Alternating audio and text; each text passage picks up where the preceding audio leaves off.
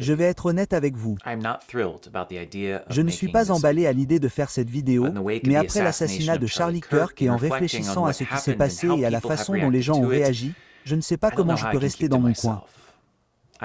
J'ai beaucoup de choses à dire et j'espère donc que vous me suivrez jusqu'à la fin.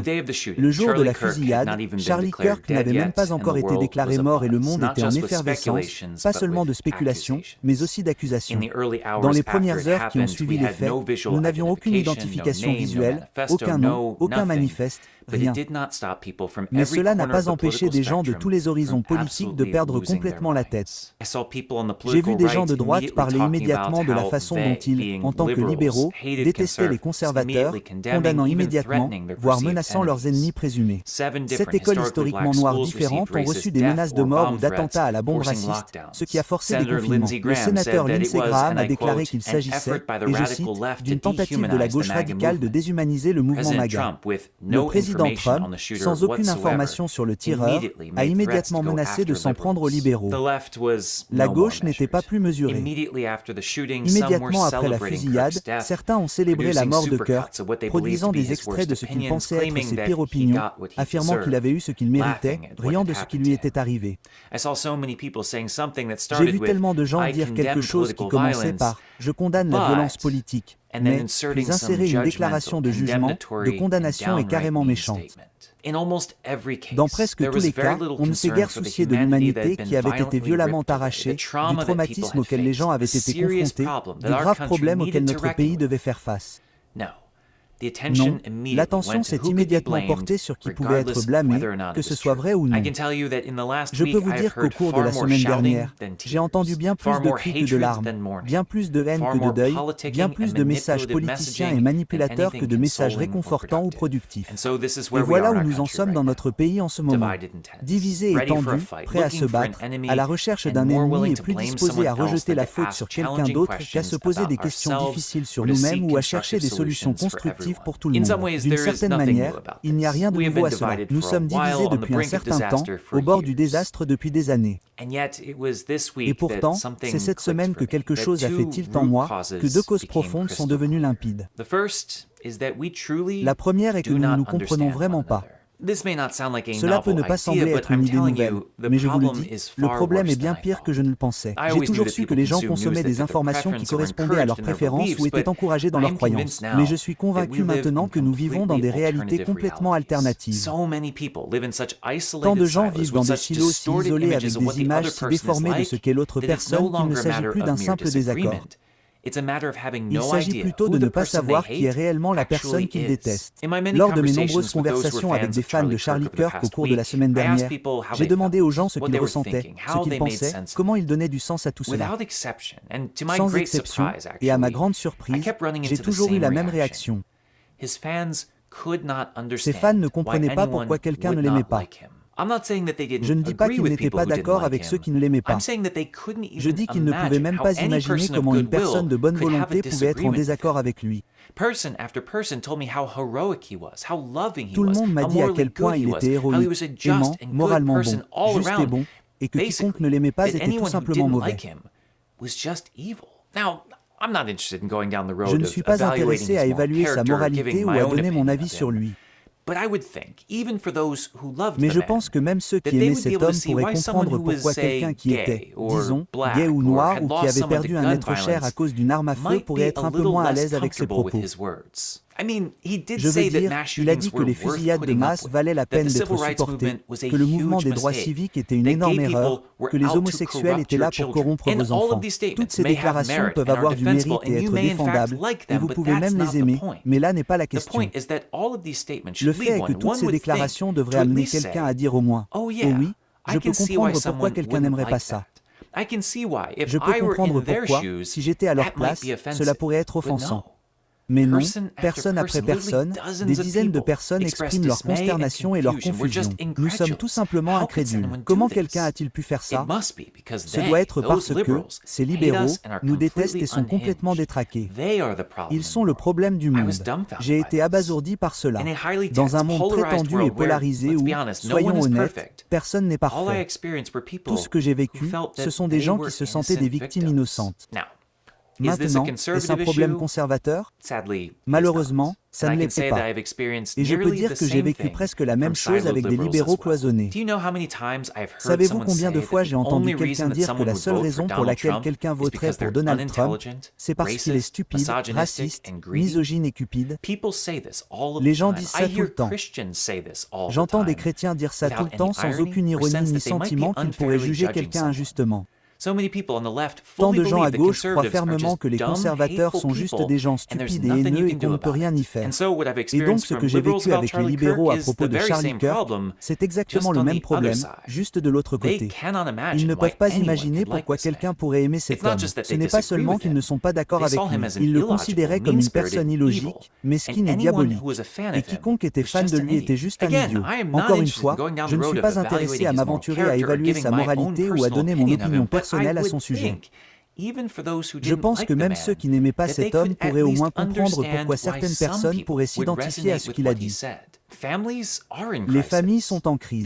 Il y a une confusion morale dans notre monde. Les hommes blancs de la classe ouvrière sont confrontés à une crise d'identité et de santé mentale.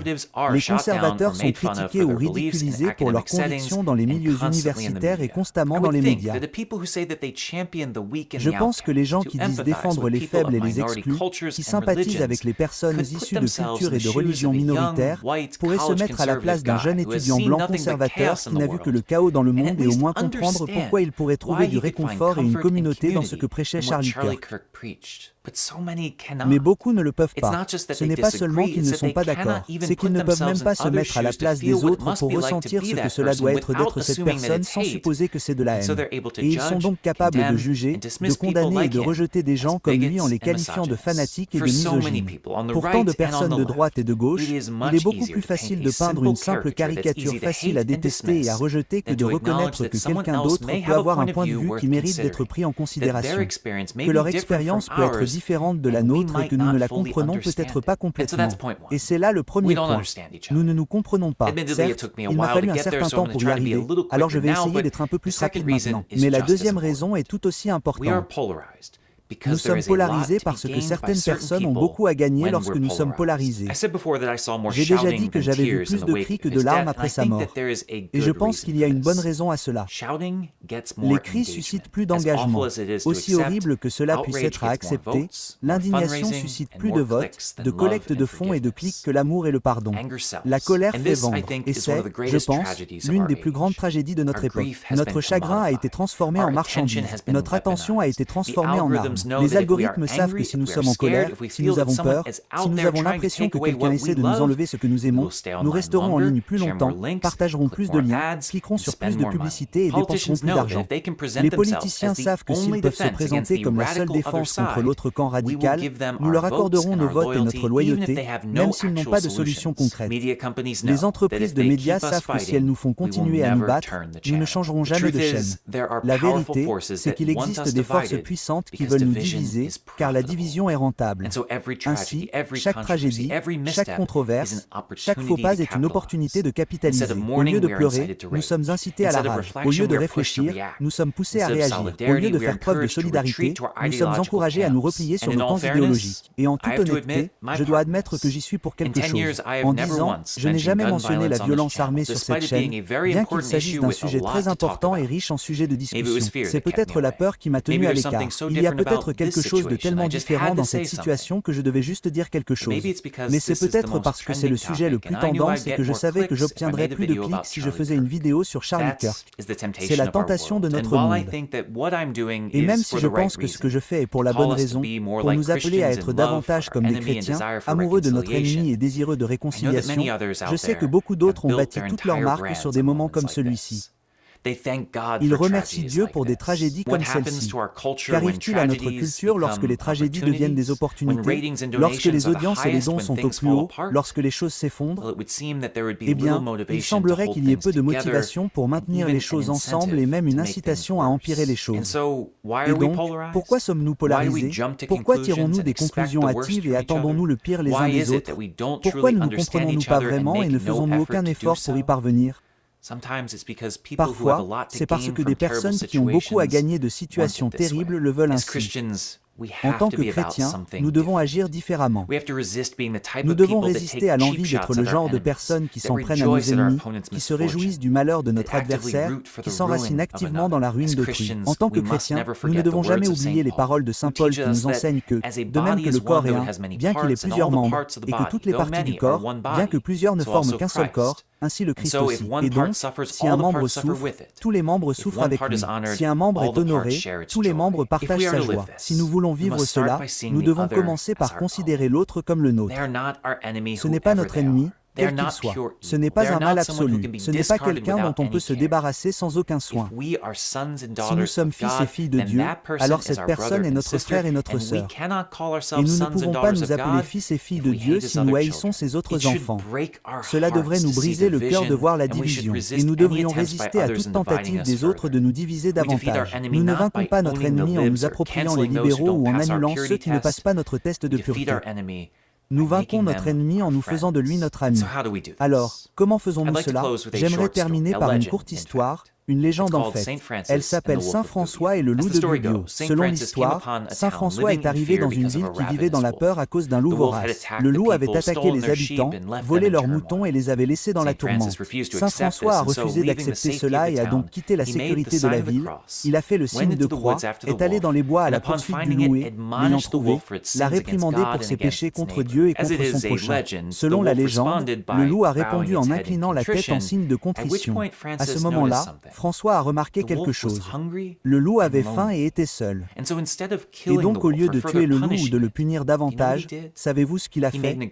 Il a conclu un accord entre le loup et le peuple. Nourrissez le loup et il sera leur ami et leur protecteur. Il a reconnu ce qui avait poussé le loup à agir avec mal en premier lieu et il l'a éliminé. Il a libéré le loup et ainsi, à la fin, le loup est devenu si aimé par les gens que lorsqu'il est mort, ils l'ont pleuré en organisant des funérailles. C'est la voie à suivre. C'est ainsi que nous surmontons la polarisation. Premièrement, nous devons avoir du courage. Nous ne pouvons pas avoir peur de nous aventurer dans les dangers du monde où les gens peuvent ne pas nous accepter. Nous avons besoin de personnes prêtes à risquer leur vie et leurs moyens de subsistance pour défendre quelque chose qui compte. Deuxièmement, nous devons être un peuple de prière. Nous n'allons pas faire cela seuls et nous devons constamment nous rappeler d'agir davantage comme Jésus et de rechercher les choses qu'il recherche. Notre prière ne peut pas être pour notre propre sécurité ou pour ce que nous voulons, mais pour que nous devenions davantage comme Jésus et que sa volonté soit faite. Troisièmement, nous devons dire la vérité clairement. Combien de personnes dans ce monde n'ont aucune idée qu'elles font le mal parce que personne n'a jamais eu le courage de leur tenir tête et de les corriger? Nous avons besoin de personnes convaincues pour dénoncer les erreurs du monde avec charité, bien sûr, afin que nous puissions tenir le monde responsable et le conduire à la conversion. Et quatrièmement, le plus important, nous devons guérir nos ennemis. Nous devons découvrir ce qu'ils espèrent et craignent en eux, pourquoi ils sont nos ennemis en premier lieu. Et nous devons travailler sans relâche pour briser les chaînes qui les lient. Jésus n'est pas venu pour les saints, mais pour libérer les pécheurs, pour guérir et réconcilier ceux qui étaient ennemis de Dieu. Je crois fermement que notre incapacité à faire de cela notre priorité absolue est la raison pour laquelle nous sommes dans ce pétrin en premier lieu. Ce n'est pas de leur faute. Il y a des gens qui font le mal dans le monde, absolument, mais nous sommes appelés à quelque chose de plus grand. Nous sommes ceux qui savent que le mal n'est pas la voie à suivre, que la violence n'est pas la réponse, que haïr son ennemi ne mène nulle part. Et donc, lorsque nous agissons comme le monde qui rend la violence pour la violence, je crois que Dieu nous traitera beaucoup plus durement parce que c'est nous qui avons été spécifiquement chargés de faire le contraire, d'aimer nos ennemis, d'être doux et pacifiques, de libérer les prisonniers. Mes frères et sœurs en Christ, nous devons nous élever au-dessus de ce désordre. Nous devons apprendre à connaître la personne que nous ne connaissons pas en dépassant les caricatures et les hypothèses faibles pour voir qui elle est vraiment. Nous devons faire taire les voix qui colportent des ragots et désinforment, qui ne veulent que diviser et chercher plutôt la vérité. Nous devons voir la personne qui s'oppose à nous non pas comme un mal, mais comme une opportunité de grâce et de miséricorde. Ce n'est en aucun cas un chemin facile à parcourir. Je comprends cela. Mais quelle option avons-nous? C'est notre moment. C'est là que Dieu triomphe. Lorsque face à la peur, à la haine et à la violence, l'amour et le pardon prévalent.